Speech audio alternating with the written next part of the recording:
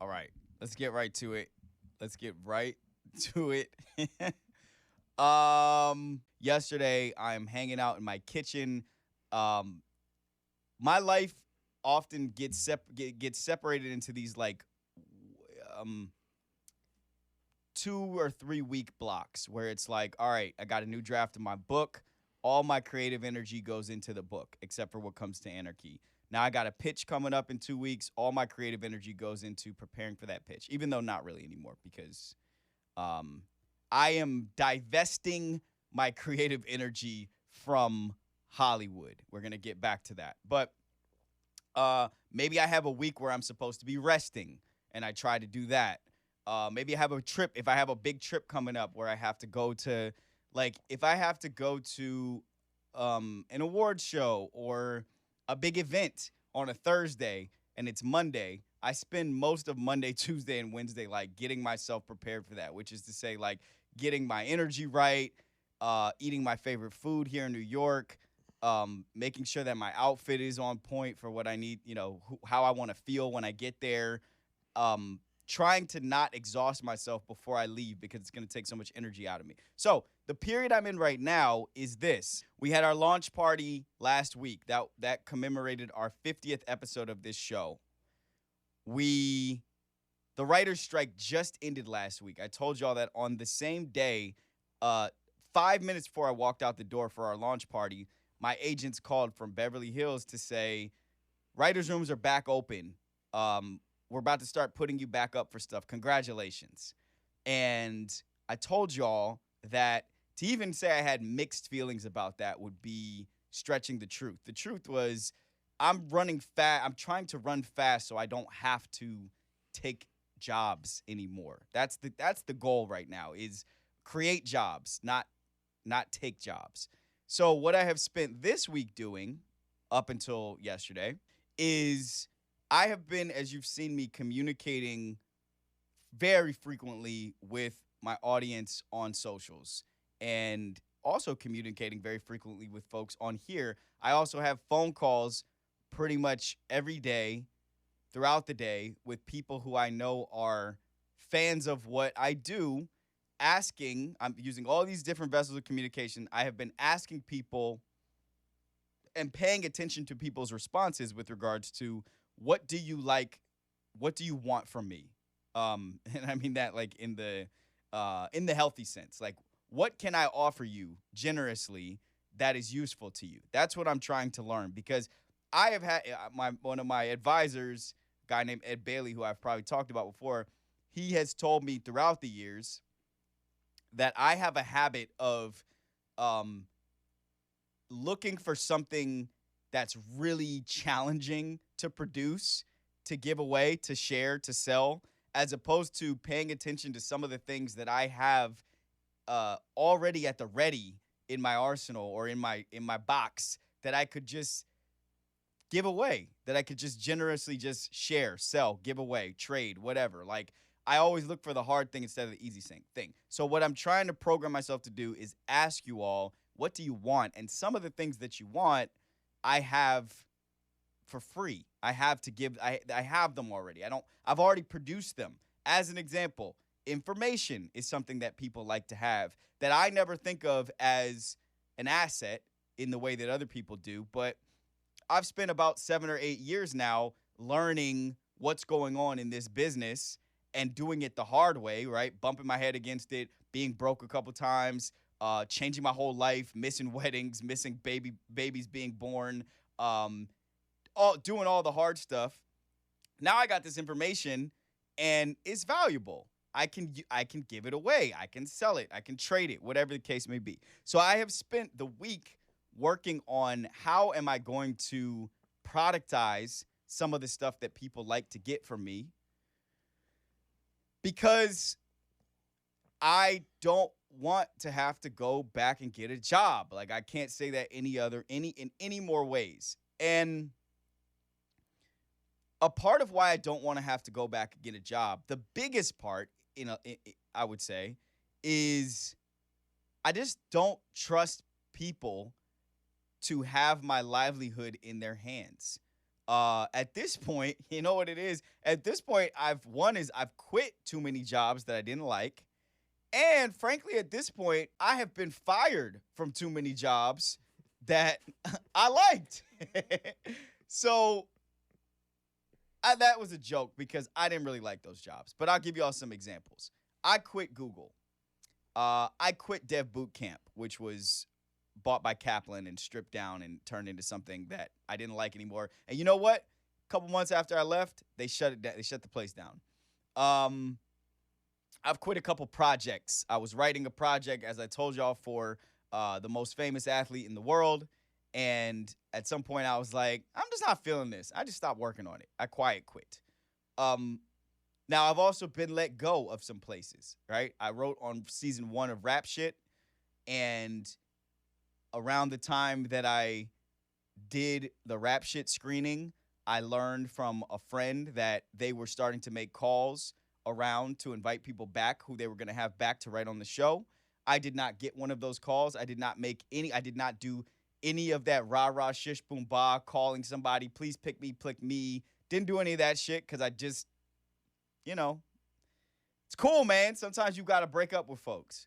So that one didn't happen. Didn't go back for season 2. Having spent that time doing this and writing my book and some other shit. My BET show didn't go. That's technically getting fired as far as I see it. Hello, we're hiring you to create a show here. Okay, no, thank you. We're not going to produce your show. You're fired. So what I'm saying is, like, these companies, these businesses, these teams, I have had to divest myself from relying on them to support me, relying on them to pay me, relying on them for insurance. We just got out of 5-month strike. A big part of my industry just disappeared off the face of the earth for 5 months, right? I can't rely on, I had to pay for my own insurance during that time, and I will continue to. What I'm saying is, like, I'm being too cute about it. What I'm saying, I've just been in some meetings this week and last week with production companies. We're starting to, resurface and work on these projects that we started 5 months ago. And now the industry's smaller, the budgets are shrinking. Some of these streaming platforms are disappearing. Morgan sent me something that said Paramount is going to start releasing movies in 23 parts on TikTok. By the way, like, that's fucking Quibi. Like, that's the exact same goddamn thing. Like, what are we doing?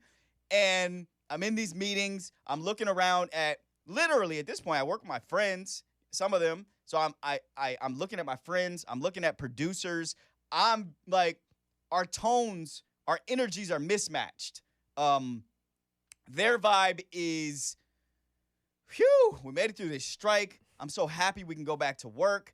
Things are a little more difficult now. It's going to be a little harder to sell these shows because the doors are smaller and, fewer people are considered big enough to be attachments for a show that you're going to sell. And we're going through lists of, like, who should we attach to this thing and what do we need to get through this tiny little, like, crevice of a door to sell this project. And I'm looking around and our energy is all off, right? Our energy is I'm skipping meetings. I'm like,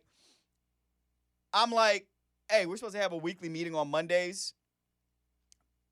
One of the biggest production companies in the world, and an animation company. And no disrespect to them, but we're supposed to have a weekly meeting on Mondays. And I'm like, I can't carve an hour to go to this meeting when I understand that, like, I'll just say what it is. Like, the sky is falling in this industry. Y'all see this, right? Like, that strike is indicative of something bigger, which is that the economics don't work. These companies cannot pay back their investors. Their stock prices are dropping. These shows that they're producing, these movies, they don't have a real monetary value. They don't have a return on investment. Like, all this, I'm anybody who can hear me, like, if you're my age or within, let's say, 8 years in either direction, 8 to 10, you and I have already lived through the most lucrative time to be a TV or movie creator, writer, producer in the history of the world. And as far as I can see it, in the foreseeable future. That's to say, it's only going smaller from here. There's only going to be fewer jobs from here. Yes, we technically had some little baby victory, which is that they can't replace us by computers to produce and to write the shows. But like, it's a victory in that, yeah, there will be a few more jobs, like a few, not a few more, like there will be a few jobs to write the few movies and TV series that are going to start coming out again over the next 5 years. But like, the larger loss here is that the people who have been keeping this industry afloat, paying a tax on it because they're not getting their money back for it, they wanted to replace us with the robots because that would have made the deal work. That would have made the money work for them. It would have been profitable. It's not profitable now. So what are they going to say? These are people who invest in all kinds of shit. They don't care about movies and TV. If the money's not working here, they'll go buy a goddamn donut factory. Like, they don't care. Like, wherever they can turn a profit, that's where they want to put their money. So the money's going to dry up. We're sitting in these meetings, these production meetings, these pitch meetings, looking at each other like dickheads. This is half my life, y'all. So forgive me, because the other half is a lot more interesting and more fun. We're looking at each other like dickheads. We're talking about we're doing the same thing I've been doing for these last 8 years. We're talking about, oh, if we can just attach this person and tweak this thing, and maybe we make the main character this or that or whatever. Like, we're playing the lottery. We're playing this dumbass lottery, hoping, praying that we get the exact right fit on the mousetrap and get the cheese. And like, dude, we're not 25. We're 35. We're 45. We're 55. Like, at a certain point, we got to look up and be like, this is dumb. This is not it. So that's not even what I'm here to talk about. The point of it all to me is something hit me in the head a couple years ago, and I don't know exactly what. Maybe it was the pandemic. Maybe it was waiting, calling lawyers and agents over and over and over for my check when things were very scary during the pandemic. Maybe it was maybe it was my show with Morgan Freeman not going. Maybe it was my show with my movie with Will Packer not getting greenlit. I don't know what it was, but something clicked in my head, right? I was a tourist altogether in this thing. I didn't grow up saying, oh my God, I want to write movies when I grow up. That were my friends' ambitions. That were my friends' dreams. I didn't grow up like, I wasn't the person like, oh my God, if I can just be a TV writer. I'm a tourist. I'm a fucking tourist over here. I don't even live here. I live here. You know what I'm saying? Like, I'm a tourist in Hollywood. So I never wanted to build like a vessel that was native to the Hollywood environment. That was never it. Now, there's this other side of my business. There's this other thing that is growing that I am way more enthusiastic about, which is like, I don't even know what to call this. People call it content creation. They call it digital, like the new media is something you hear. Digital media is something you hear. I don't know what we are yet. I don't know what this side of the world is. But I know that people like Tim Ferriss 10 years ago were trying to they were writing books trying to tell people like, this is where it's at. You build an audience, you have a direct relationship with that audience, and then if it comes time for somebody to try to sell something to your audience, and they need to reach that audience, an advertiser, a sponsor, a corporate brand, whatever, guess who knows how to reach those people? You do. And you know the language to speak to them. You know what they like. You know whether or not you even trust a certain brand to give them access to that audience. You know what I mean? Like, you're a steward of that community. So that's the thing that we're doing over here. And 6 months ago, or however long it was ago, when AMP had an opportunity for me to do a show on their platform, I'm just going to be 1,000% real with you. I had a conversation with Melissa Ingram, who we've talked about, who is my executive. And she told me what AMP was looking for. And this is how I listen, and I'm working on it, or maybe I'm not. It just is what it is. Like, I heard what I wanted to hear, which is, we have a platform. We got a little bit of money. We're looking for people like you to come build stuff. And the rest of it, I don't know. It just kind of like flew past me. Some of it, was probably important. Some of it wasn't. I'm not saying I wasn't listening to Melissa, but like I was just saying to Josh before we started, I didn't even go research the company. Like I just learned last night when AMP became a company, which was in March of 2022. This company is this product is a year and a half old, right? That's when AMP launched. So I didn't know, or I didn't care to know like what AMP's ambitions were necessarily as a platform. All that I knew is that we could start building our thing on AMP. And as Morgan and I got together and started to figure out what we wanted to be and how we wanted this thing to look, early on in the process, I was emphatic about we need to make sure that this show is being distributed in many different layers of itself, right? It needs to exist on Instagram. It needs to exist on TikTok. It needs to exist via email distribution. It needs to exist on Spotify. It needs to exist on Apple. It cannot just a one-legged stool don't stand. It could not just live on AMP because we don't even know them. Like, we don't even know if they're going to be around for us to exist. I wasn't saying it that specifically and that candidly, but like, it was the only thing that made sense was like, we're building our thing.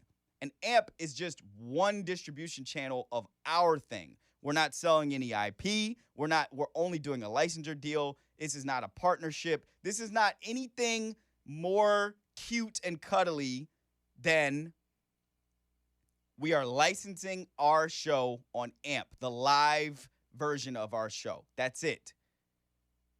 And last night, yesterday afternoon, as I was literally working on how to continue building this thing that can hopefully keep us, and by us, I just mean like me and whoever is fucking with me, that can keep us moving forward. I was sitting in my kitchen working on it.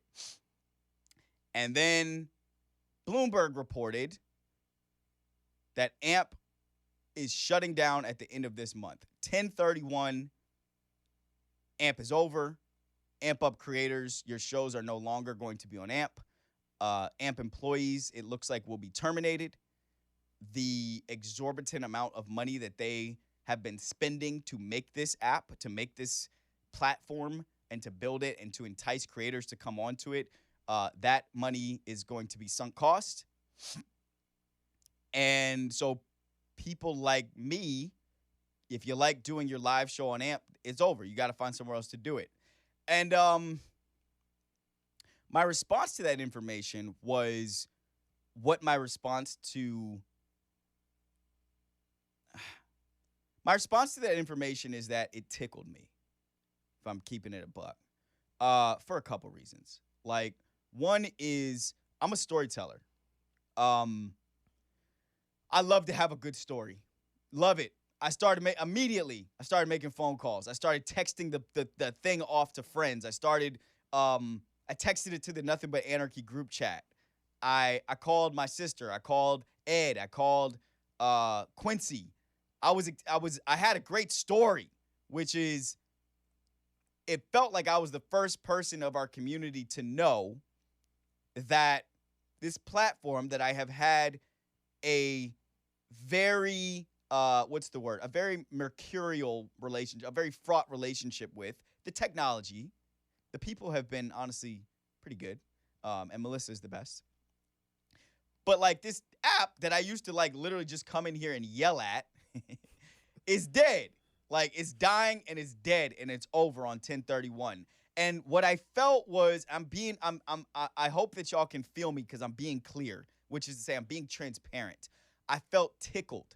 I felt life is like such a rocky seesaw right now. Like, industry especially is such a rocky seesaw of instability across technology and entertainment. The only two industries I've ever worked in, tech and entertainment. I interned at the NBA when I was 19, so we can include sports, but like, let's keep it a buck. Like, this is where I'm at. Tech, and then I was there. I went and worked at Google out of college. I was there. Free puppies, free food everywhere. Fly around the world. We'll send you wherever.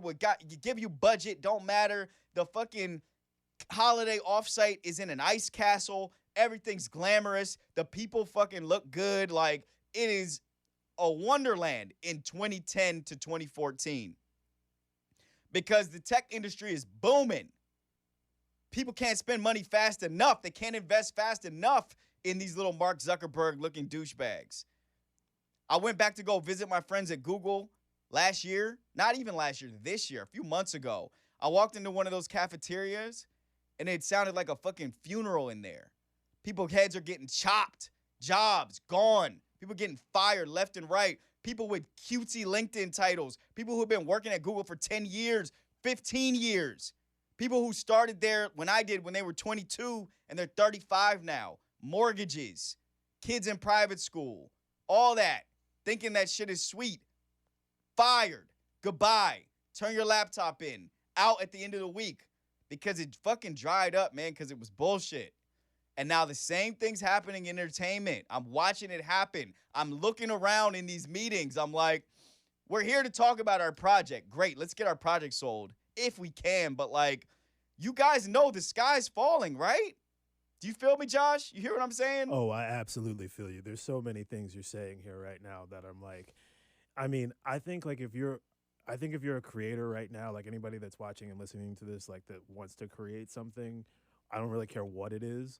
Like, I feel like for the last couple of years, and I think Tim Ferriss was really hinting at this, is that everyone really needs to have that selling mixtapes out of the back of their trunk mentality right now. And to be honest with you, they've needed to have it for a while. And that doesn't mean like you necessarily everybody needs to wake up and just decide to be an entrepreneur like right now. But what it means is that this illusion, we've been talking about it a lot, or you've talked about it a lot, like this illusion of safety, that there's going to be some corporation out there to save you, or there's always going to be some job out there for you. Like if you're not having something that provides value to people in some way, shape, or form, and sort of always sort of coveting that and trying to build on that, then like you're eventually going to find yourself in this situation. And it's the reason why you've got the goods, and it's the reason why you recognize the macro of what's going on. And it's the reason why, while everybody in that lunchroom or everybody in writers in the industry are like, whew,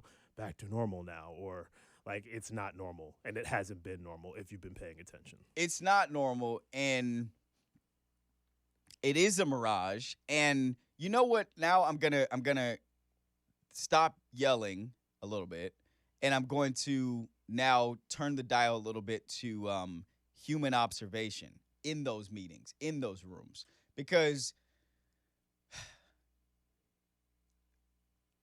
like these are just normal people with a job. Producers, writers, directors, actors, the further I go down the list, the less normal, but like these are technically normal people with jobs. And I see a look in their eyes in these meetings. I see the same look that I saw when I went to Google to go have lunch with my old manager. It is a look of defeat. The eyes are glazed over. It's that thing where they do know shit's fucked up. But it's deep down. It's like, dude, I know, but what the fuck am I supposed to do? Like, this is the skill set I've been cultivating for the last 10 years. Okay? I know how to write TV shows. Like, I don't know how to, you know what I mean? I don't know how to run a podcasting studio. I don't know how to engineer. I don't know how to distribute my own thing. I haven't built an audience. You know what I mean? I still feel uncomfortable on socials. I don't like my face in front of shit. All that, like, those are all real human things. And companies like AMP, which is obviously run by Amazon, owned by Amazon until the end of the month when nobody owns it because it's going to disappear into the ether like Dev Boot Camp when Kaplan bought it. They don't care. They don't care, y'all. They don't care so much that even the companies I work with that are much, much, much, much smaller than them, production companies, little studios, little mom and pops, whatever, the big companies don't care so much that those companies don't give a fuck about me. You know what I mean? So all I'm saying is, and I hope I'm not preaching it because I'm trying to take the medicine too, which is like, guys, we gotta like, I'm telling you that, and I'm saying it. Hear me. If you believe me to be a transparent person with a strong point of view and some sense of the edge and the future, like some sense of just like what's going on around me, like if you can believe me a little bit, like, yo, the sky is falling now. You're not going to be able to pay your bills a year from now. Less than that. Remember how much it hurt over these last 5 minutes, over the last 5 months? Remember driving Uber? Of course you do. It was 2 seconds ago. Remember borrowing money from your parents or dipping into your savings or taking your kid out of a certain school or what? Like, it's going to get worse from here. This is not, I've been being sweet about, like, I've been being a little bit like trying to be politically correct about like, are we sure we want to celebrate this thing? Whatever. Like, this is not something to celebrate. It's going to get worse. It's going to be nice for a second for your boss. It's going to be nice for Seth Meyers. It's going to be nice for Jimmy Kimmel. It's going to be nice for all those other white guys that do that job. I'm trying to think of some other people. It's going to be nice for Shonda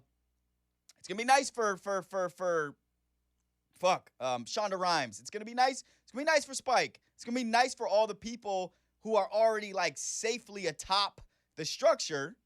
For a little while, it'd be nice for them. But, like, it's not going to be nice for you. Don't celebrate. Don't let them fucking trick you. Don't let David Simon make you think that y'all both won together. Fuck, you're going to be broke again, man. Start building the other thing. I'm yelling like shit. But do it. I'll help you. Fuck with me.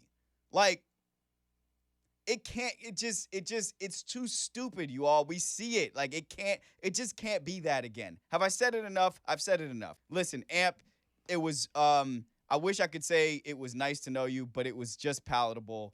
I am glad, though, that your existence helped catalyze something that we were already going to start moving on, which is, making this show. Like, listen, another thing that I felt tickled by is we just out-survived our first platform as a show. That's something to celebrate because it's going to happen again.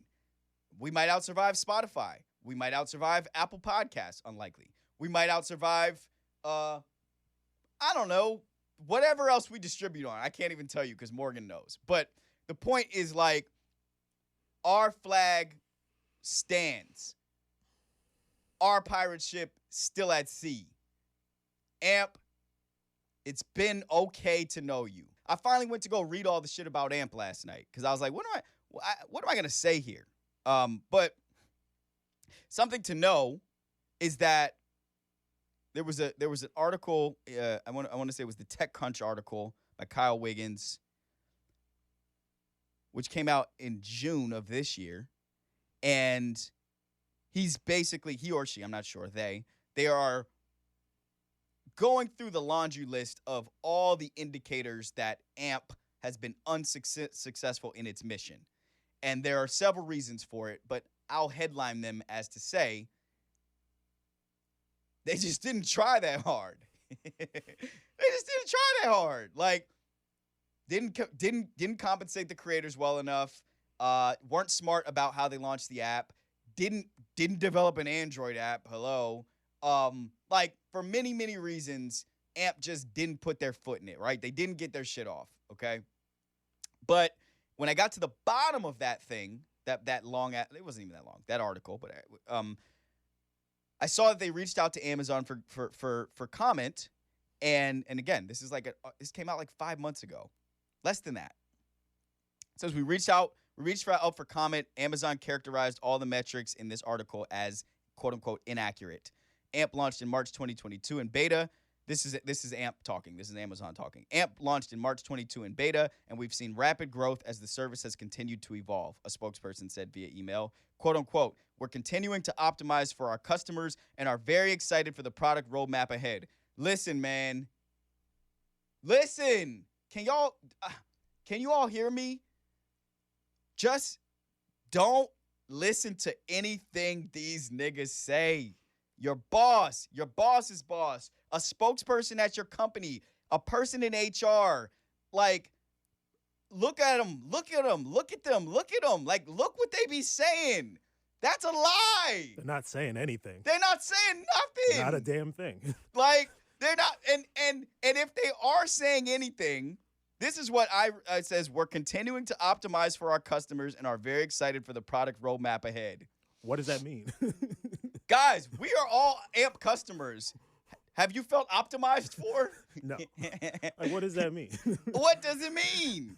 What does it mean? So if my message can be clear, because it's not about AMP, because there will be a next one and a next one. Listen, it's the same. HBO Max, BET, Netflix, Hulu, AMP, Google, Kaplan.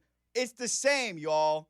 It's the same. I know I'm being so annoying right now because I know that you're gonna turn this off. You're going to go back to life, and you're not going to do anything different. You're going to say, fuck, I hope I make it to tomorrow. You're just going to close your eyes, smoke some weed, roll up, and it's fine. I get it. I do it. Like, we got to do it. We got to get through from day to day. Like, we have to.